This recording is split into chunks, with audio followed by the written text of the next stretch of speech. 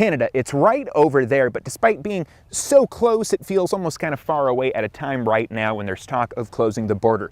With that has some businesses here on the Idaho side worried that their bottom line could be affected. At Jake's Landing, just by the Canadian border in Bonners County, a sign on the front door of the convenience store says it all. This place relies heavily on the Canadians coming down. Neighbors from the north will come down to shop for several things. Employee Gabriel Palmer says Canadians especially buy dairy products in the U.S. because they're more affordable and taste better.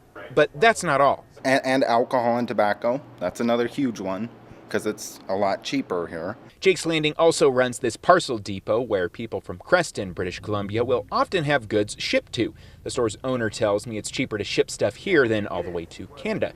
Now, news of the U.S.-Canadian border closing has Palmer and others here in Port Hill, Idaho, worried.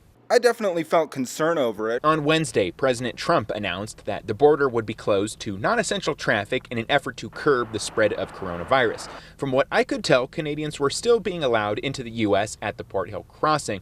Over the phone, a customs employee indicated that the feds were still trying to figure out the specifics of the closure and that the formal order hadn't come down just quite yet. But over 25 miles south, businesses in Bonners Ferry were already starting to worry. A lot of Canadians come down to shop and see doctors and veterinarians and all kinds of things down here, and so it's going to be an effect on our economy. That was the voice of Dr. Paul Heyer, a local chiropractor. He says about 10% of his patients are Canadians who cross the border seeking shorter wait times and cheaper medical care. I can't go up there and see them. They can't come down here and see me, so it's a matter of waiting until things calm down. The director of the county's Economic Development Council says Canadians account for roughly a quarter of all customers at local supermarkets and hospitality businesses.